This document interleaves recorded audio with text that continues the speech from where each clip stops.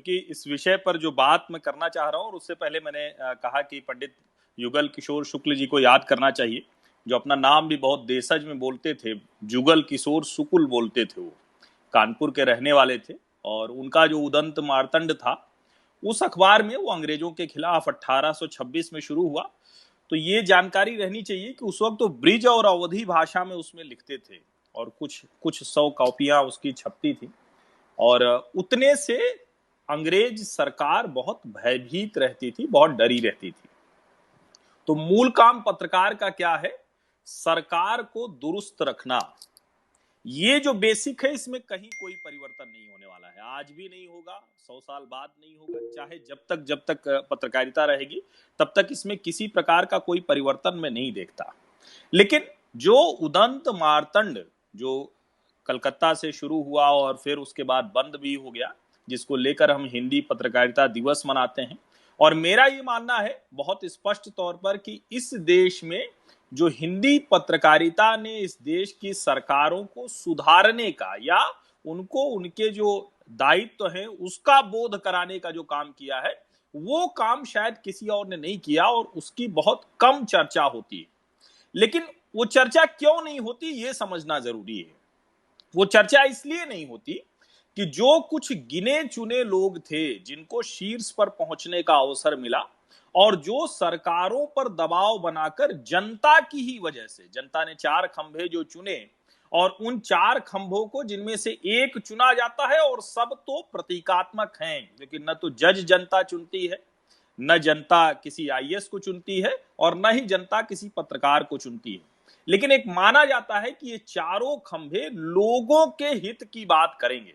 तो मेरा ये मानना है कि इन चारों खंभों में से कोई भी अगर लोगों के हित से इतर कोई बात करता है, तो वो अपना काम नहीं कर रहा है, वो राष्ट्र निर्माण के विरुद्ध कार्य कर रहा है। और जाहिर है, जब हम कह रहे हैं लोगों की बात, तो लोकतंत्र में सरकार नहीं होती है, लोकतंत्र में जनप्रतिनिधि होते हैं। जनप्रतिनिधि से लेकर जो भी आपके जिसको जिसको आप वोट देते हैं, जिसको आप मानते हैं कि ये आपके लिए एक नियम कानून बनाएगा, वो अगर ठीक काम नहीं कर रहे हैं तो उनका कान पकड़ना, उनको दुरुस्त करना, ये पत्रकारिता का काम है। लेकिन क्या ये काम हम कर रहे हैं? क्या पत्रकार का काम ये है? जैसे मैं ये बात अक्सर अपने YouTube लाइव्स में भी कहता हूं और चैनलों की डिबेट में भी कहता हूं कि पत्रकार के तौर पर मैं किसी राजनीति का बहुत अच्छा विश्लेषण कर सकता हूं, पत्रकार के तौर पर मैं बहुत खराब विश्लेषण कर सकता हूं, पत्रकार के तौर पर किसी खबर की समीक्षा करते हुए मैं सही हो सकता हूं या गलत हो सकता हूं। लेकिन जिस दिन मुझे यह भ्रम हो गया कि किसी सरकार में विधायक, सांसद, मंत्री बनाना या प्रधानमंत्री भी बनाना उसकी ताकत मेरे पास है, मैं पत्रकारिता के मूल काम के साथ बेईमानी कर रहा हूं, यानी मैं बेईमान पत्रकार हूं। तो आज हिंदी पत्रकारिता दिवस के दिन ये चर्चा जब खत्म हो जाएगी, तो आप लोग सोचिएगा, ट्विटर पर लिखने वालों को देखिएगा, और जो लोग भी, जब से आपको याद है पत्रकारों के बारे में, जिनको आप संपादक समझते हैं, बहुत बड़ा लेखक समझते हैं, बहुत बड़ा विश्लेषक समझते हैं, उनमें से कितने लोग हैं जो ये कहते हैं कि मैं पत्रकार हूं, और उनमें से कितने लोग हैं जो ये कहते हैं कि मैं पत्रकार के तौर पर सरकार बदलने की क्षमता रखता हूं। मुझे लगता है कि जिस दिन कोई पत्रकार ये कहता है, इसका मतलब कि पत्रकारिता के मूल कर्म से वो बेईमानी कर रहा है, वो धोखेबाज है, वो बेईमान पत्रकार है। वो दरअसल पत्रकारिता के जरिए भारत के लोकतंत्र को, संवैधानिक व्यवस्था को मजबूत करने के लिए आया ही नहीं, वो आया अपनी निजी प्रतिष्ठा के लिए, जिसको विशुद्ध तौर पर आप जो बार बार पत्रकारिता की साख खत्म होती गई, इसको हम दलाल मीडिया, गोदी मीडिया और जाने किन किन नामों से जानते गए। और यहां मैं एक बात आपको फिर से कह दूं कि 95% पत्रकार अपना काम आज भी ईमानदारी से कर रहे हैं। लेकिन मुश्किल यह कि जो 5% शीर्ष पर बैठे हुए हैं, जो 5% जिनको हमने मान लिया कि इनके पास सब ताकत, वो तय करते थे कि आज कौन सी खबर देश की सबसे बड़ी खबर होगी। अगर उनका कोई परिचित नेता है, उनका कोई परिचित मंत्री है, उनके लिहाज से खबर को तैयार करना, चलाना और देश के लोगों को यह भरोसा दिला देना कि यही सच्ची खबर है, ऐसा करने वालों ने देश की पत्रकारिता को बर्बाद कर दिया। और आज जुगल किशोर शुक्ल जी जब ऊपर से देख रहे होंगे, तो उनकी आत्मा तड़प रही होगी कि ये कौन लोग हैं जो हमारे ही नाम पे कहते हैं कि देखो उदंत मार्तंड शुरू हुआ हुआ था तो सरकार के खिलाफ शुरू हुआ था। और ठीक है, जब 15 अगस्त 1947 को भारत की स्वतंत्रता मिली तो सच में हम नहीं समझ पाए ना, क्योंकि वही लोग तो थे। पंडित जवाहरलाल नेहरू देश के प्रथम प्रधानमंत्री थे, लेकिन अंग्रेजों जैसा ही उनका साबका था, अंग्रेजों के साथ वो रहते थे, अंग्रेजी भाषा में ही सब कुछ करते थे। आज भी हम अदालतों में अंग्रेजी में बात कर रहे हैं। पत्रकारों में भी हिंदी वाला पत्रकार दोयम दर्जे का कम पैसे पाएगा उसी काम के लिए, वही खबर लिखने के लिए अंग्रेजी का पत्रकार ज्यादा पाएगा। संकट तो था ना, अंग्रेजों के गुलाम तो हम अभी भी हैं। और शायद यही वजह है कि हमें बहुत आसानी से यह समझा दिया जाता है कि हां, सरकार के खिलाफ खड़े रहने वाला पत्रकार, बिल्कुल सरकार के खिलाफ खड़े रहने वाला पत्रकार। लेकिन सरकार के खिलाफ खड़े रहना मतलब कैसे खड़े रहना, मैं आपको सिर्फ एक उदाहरण बताता हूं, क्योंकि मुझे अभी उससे बड़ा उदाहरण नहीं दिखता। और वो उदाहरण है महामारी के दौरान खबरों की बातचीत का।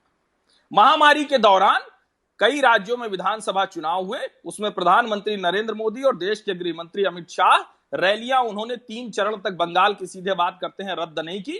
हम सब ने उसकी जमकर आलोचना की, निश्चित तौर पर आलोचना होना चाहिए था। और मेरा यह मानना है कि तीसरे चरण के बाद प्रधानमंत्री नरेंद्र मोदी को रैलियां रद्द कर देनी चाहिए।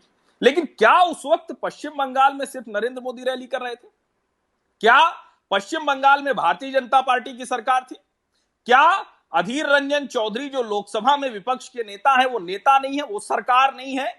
वो सांसद होकर विपक्ष के नेता के तौर पर सारे संवैधानिक अधिकारों का लाभ लेते हुए वो नेता नहीं है? क्या ममता बनर्जी मुख्यमंत्री होकर, 2 बार की मुख्यमंत्री, तीसरी बार अब तो चुन ली गई, क्या वो सरकार नहीं है?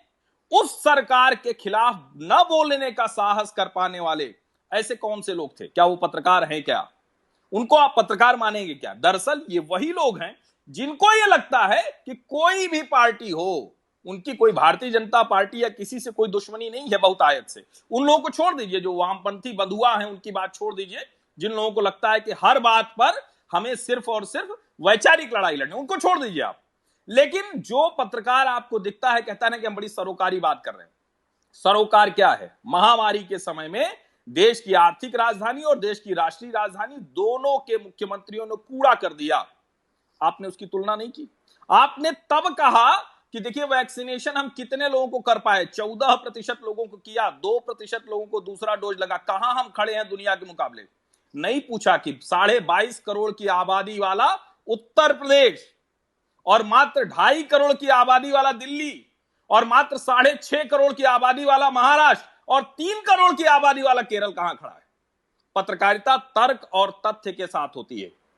पत्रकारिता का मतलब है कि जहां से आप खड़े हैं वहां आपका कोई नहीं होता। सिर्फ आपको एक बात ध्यान में रखनी होती है कि लोकतंत्र के 4 खंभे जनता चुन के नहीं भेजती है।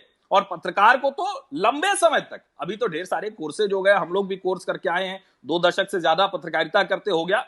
मैं देखता हूं कि वो पत्रकार जिनको हम बहुत बड़ा मानते थे, उनको अपने जीवन में पूछा क्या किया, तो कहे कुछ नहीं किया। हम जहां हमें दिखा कि कुछ वैसा हो रहा है तो उनको एक शब्द मैं देता हूं अक्सर कि ये एंटी डेवलपमेंट जर्नलिज्म है। और ये जो एंटी डेवलपमेंट जर्नलिज्म है, इसने कभी वो सच नहीं पूछा कि भैया ये बताओ 60s में भी गरीबी हटाओ, 70s में भी गरीबी हटाओ, 80s में भी गरीबी हटाओ, 90s में भी गरीबी हटाओ, आज भी राहुल कहते हैं गरीबी हटाओ। सवाल यह है कि क्या किसी ने पूछा कि इन 7 वर्षों में, जिसको हम कहते हैं एंड यूजर, महात्मा गांधी जिसको कहते थे, ताबीज दिया था कि कतार में खड़ा आखिरी व्यक्ति, उसके लिए क्या कर पा रहे हैं? लोकतंत्र तो उसी को बेहतर करने के लिए, वरना तो राजशाही क्या बुरी थी, तानाशाही क्या बुरी थी। कुछ लोगों को तो हर वक्त लाभ मिला, कांग्रेस के समय में भी कुछ लोगों को लाभ मिला। और मैं ये नहीं कह रहा हूं कि भाजपा की सरकार होगी तो कुछ लोगों को लाभ नहीं मिलेगा, कुछ लोगों को तो हमेशा ही ज्यादा लाभ मिलेगा। लेकिन इसकी संभावना न्यूनतम करते जाना, यह लोकतंत्र है।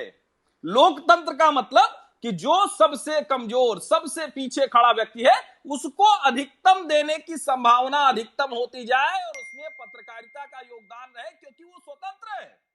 वो किसी कार्यपालिका की तरह किसी से बंधा नहीं है, वो आईएएस पीसीएस की तरह किसी एक जिले में किसी एक जगह पर नहीं है, वो न्यायपालिका की तरह अंधा नहीं है। जब तक उसके सामने सबूत नहीं आएगा तब तक वो नहीं करेगा। इसलिए पत्रकारिता का राष्ट्र निर्माण में बहुत महत्वपूर्ण योगदान है। इसलिए सवाल खड़ा होता है कि पत्रकार बेईमान हो गया, पत्रकार सरकार बनाने लगा, पत्रकार नेता बनाने लगा, पत्रकार मंत्रियों का पद बंटवाने लगा, तो कौन देश बचाएगा? राष्ट्र निर्माण की मुश्किल वहां खड़ी हो गई। और इन बेईमानों ने कितने सरोकारी की बात करते हैं। चलिए, मैं आजकल बड़ी एक खबर चल रही है, गंगा किनारे खूब शव मिल रहे हैं। पता नहीं, मैंने उसकी रिपोर्ट मंगाई और बाकायदा वो भेजा भी। ऐसे दुनिया में है जैसे जो माघ मेला की रेती थी वो सब की सब वहां लाशें हैं। इन लोगों को ये शायद पता ही नहीं होगा, बहुत से लोगों को, कि गंगा के जो पाट है, श्रृंगेरपुर से लेकर फाफा मऊ तक का पाट, यहां पहले भी इस तरह से लोगों ने जगह जगह अपने घर के अपने लोगों को अलग अलग मान्यताओं की वजह से उनको नहीं, जिसको कहते हैं दाह संस्कार किया। लेकिन क्या आपने उन संदर्भों के साथ रिपोर्टिंग की क्या? या फिर आपको एक बहुत सुंदर दृश्य दिख गया, क्योंकि आपके लिए तो स्टनिंग अंग्रेजी का, स्टनिंग हिंदी का सुंदर, क्योंकि उनको लगा कि ये हम करेंगे तब जाकर हमें कोई विदेशी पत्रकारिता संस्थान कोई अवार्ड देगा, सम्मान देगा। उन्हें लोगों का सम्मान नहीं चाहिए, भारत के लोगों के सम्मान की चिंता न्यूनतम रखने वाले ये बेईमान पत्रकार कैसे हो सकते हैं, भला बताइए जरा। जिस महामारी के वक्त में देश के हर व्यक्ति को, कमरे में बैठे व्यक्ति को डर लग रहा है हवा आएगी, खा जाएगी चाइनीज वायरस, बहुत खराब। क्या करना पत्रकार का काम? खड़े हो जाइए ना, बताइए ना कि इतने हॉस्पिटल ने बेईमानी की, इस सरकार ने कमी की, ये डीएम गड़बड़ है, ये डॉक्टर बेईमान है, इस दवा कंपनी ने किया, इसने ऑक्सीजन कंसंट्रेट, ये सब पत्रकारिता है। लेकिन वो पत्रकारिता कैसे हो सकती है कि आप अचानक कहने लगे कि उद्धव ठाकरे ने बहुत शानदार काम किया, जहां लगातार 8 महीने तक 40,000 से ज्यादा मामलों का औसत आता रहा। और अचानक आप खड़े हो जाते हैं क्योंकि आपको दिखता है कि एक उत्तर प्रदेश में भारतीय जनता पार्टी की सरकार है और ये तो हमारी सुनते नहीं, ये तो हमें सरकार बनाने का अवसर नहीं देते, हमारे कहने पे मंत्री नहीं बनाते, हमारे कहने पे टिकट नहीं देते। पत्रकार का काम सरकार की दलाली नहीं हो सकता है। और अगर आपको दलाली करने से कोई सरकार रोक रही है तो उसके खिलाफ प्रोपेगेंडा करना वो ठीक वैसे ही दिखता है जैसे बेशर्म ये नंगे हो गए, निर्वस्त्र हो चुके हैं। आप सोचिए कि इनको उसी समय में चिंता होती है कि बंगाल का चुनाव है, उसी समय में चिंता नहीं होती कि टिकैत वहां बंगाल में क्या कर रहा है। ये जो बिल्कुल जिसका कोई आदि अंत नहीं है, ऐसे दोहरे चरित्र की पत्रकारिता नहीं हो सकती। और आज हम पंडित जुगल किशोर शुक्ल जी को याद करते हुए कहते हैं कि हम बिल्कुल, सरकार कोई भी हो उसके खिलाफ कड़े से कड़ा सवाल पूछना ये पत्रकारिता थी, है और रहेगी। लेकिन सरकार बनाना ये पत्रकार का काम नहीं हो सकता, सरकार की दलाली करना ये पत्रकार का काम नहीं हो सकता। और जब हम राष्ट्र निर्माण की बात करते हैं तो वो बात आएगी ना भाई, गांव से चले शहर तक नहीं आ पाए, अपने जिला मुख्यालय तक सड़क नहीं बनवा पाए ये पत्रकार, और कह रहे हैं कि हम तो बड़ा काम किया, हमने क्या क्या खबरें की, क्या रिकॉर्ड की, क्या ब्रेक करते थे फलाना सरकार में फलाना मंत्री। अच्छा, इसलिए इनको एक और चीज बड़ी रुचिकर लगती है, ये आप लोग ध्यान से सुनिएगा, बड़ी जरूरी बात है ये। इनको रुचिकर ये लगता है कि कोई भी पूर्ण बहुमत की सरकार ना हो। ये नहीं चाहते हैं कि जनता एक मन बनाकर किसी को जवाबदेह ठहरा सके, हमेशा जिसको कहते हैं ना कि एक से दूसरा, दूसरे से तीसरा किसी के ऊपर जवाबदेही जिम्मेदारी डाल सके। शायद यही वजह है कि इनको मिली जुली सरकारें बड़ी पसंद आती हैं। क्यों? आपको याद होगा एनडीए के समय में भी शरद यादव, कहीं कोई आधार नहीं, कहीं कोई जनाधार नहीं, दिन भर हनुमान मंदिर के सामने जो उनका घर था ना, वहीं पर लोग जमावड़ा रखते थे और इसलिए प्रसन्न हो जाते थे कि अच्छा कितने नेता दही चूड़ा खिला रहे हैं, इस पर प्रसन्नता हो जाती। ये सरोकार कैसे हो सकता है? सरकारों के साथ इस तरह की गलबहियां पत्रकारों की सरकार पत्रकारिता कैसे हो सकती है, सरोकार कैसे हो सकता है? और राष्ट्र निर्माण की हम बात कर रहे हैं तो अगर किसी को गांव से अपने जिला मुख्यालय और जिला मुख्यालय से राज्य मुख्यालय, राज्य से देश की राजधानी तक आने के लिए सड़क नहीं है, ट्रेन नहीं है, हवाई जहाज नहीं है, आप विकास की लड़ाई लड़ेंगे? आप दुनिया के अगले देशों में शामिल हो पाएंगे? मुझे लगता है कि इन सब विषयों पर तो चर्चा ही नहीं हो रही है। ये एंटी डेवलपमेंटल जर्नलिज्म को इन्होंने तथाकथित सरोकारी पत्रकारिता का नाम दे दिया। शर्म नहीं आती इन बेईमानों को? और ऐसे लोग ये बताते हैं कि गोदी मीडिया कौन है, दलाल मीडिया कौन है। मैं बार बार एक बात कहता हूं, नरेंद्र मोदी हो या कोई दूसरा प्रधानमंत्री हो, अगर वो सच ठीक काम कर रहा है तो उसके साथ खड़े हो जाइए, बिना सोचे कि आपको ये कहा जाएगा कि एक पत्रकार सरकार के साथ खड़ा है। और जहां गलत करें वहां ये मत सोचिए। लेकिन ये कब हो पाएगा जानते हैं? जब आप बेईमानी खुद से नहीं करेंगे, जब पत्रकार के तौर पर आपकी ये मंशा नहीं हो जाए कि अच्छा ठीक है, 2 बार मंत्री मिला, तीसरी बार हमारा कुछ काम हुआ क्या? और मैं आपको अभी बेवजह, जिसको कहते हैं ना कि व्यक्तिगत चर्चा में ये न चला जाए, एक बात बताते हुए खत्म करता हूं। ये जो बड़े बड़े पत्रकार आज कह रहे हैं कि नहीं नहीं हमने तो बड़ी सरोकारी पत्रकारिता की, जीवन भर कांग्रेसी नेताओं के एक ही चैनल में जीवन जिनका बीत गया, जिनको एक पास मिल जाता रहा, पास रेलवे का पास होता था, मंत्री जी इशू करते थे, मैं नाम किसी का नहीं लेना चाहता हूं यहां क्योंकि चर्चा विषयांतर हो जाएगी, वो पास मिला रहा, उस पर प्रसन्न रहे, पत्नी बच्चे के साथ जीवन भर यात्रा करते रहे। और इतनी छोटी छोटी चीजों पर अपना समझौता करने वाले, नेता के बारे में राय बदलने वाले, पार्टी के बारे में राय बदलने वाले, वो आज पत्रकारिता बता रहे हैं, गोदी मीडिया और दलाल मीडिया का फर्क बता रहे हैं। और अगर इतना ही फर्क था तो वो तो राजस्थान के मुख्यमंत्री के मीडिया सलाहकार के ट्वीट से सामने आ गया कि गुजरात से बुरा हाल है राजस्थान में। उन्होंने कहा कि अरे हमारे यहां तो गुजरात से बुरा हाल है, हमको ऑक्सीजन कम क्यों दे रहे हो सप्लाई? किसी ने पूछा कि देश में ऑक्सीजन सप्लाई कहां होती है? पता चला कि देश में इंडस्ट्रियल गैस बनाने वाले 2 राज्य सबसे शीर्ष पर है, महाराष्ट्र और गुजरात। शर्म नहीं है इन पत्रकारों को? सारे के सारे तो हिंदी पट्टी के पत्रकार हैं। पूछा नहीं कि उत्तर प्रदेश, बिहार, मध्य प्रदेश, राजस्थान, दिल्ली, क्यों नहीं यहां ऑक्सीजन के प्लांट लगे? क्यों नहीं इंडस्ट्री लगी? इंडस्ट्री लगी होती तो इंडस्ट्रियल गैस बनती, इंडस्ट्रियल गैस बनती तो उसको ऐसी आपात स्थिति में मेडिकल इमरजेंसी यूज के लिए गैस में कन्वर्ट किया जा सकता था, डाइवर्ट कर सकते थे उस यूज को। किसी पत्रकार ने आपको बताया क्या? नहीं बताया होगा, क्योंकि उनको तो इस तरह की चर्चा करते ही लगता है कि अरे इसमें तो लिखना पढ़ना पड़ेगा, ये तो किसी एक नेता से बात करके हम कुछ कर ही नहीं पाएंगे। और ऐसी पत्रकारिता करने वाले वो देश में बता रहे हैं कि हम सरोकारी पत्रकारिता कर रहे हैं। मैं, ये विषय ऐसा है कि इस पर घंटों और बहुत से उदाहरणों के साथ चर्चा हो सकती है, लेकिन मुझे मैंने अभी टाइम देख लिया तो मैं अपने समय से ज्यादा हो गया, तो मैं यहीं अपनी बात खत्म करता हूं। आप सभी लोगों का बहुत बहुत धन्यवाद।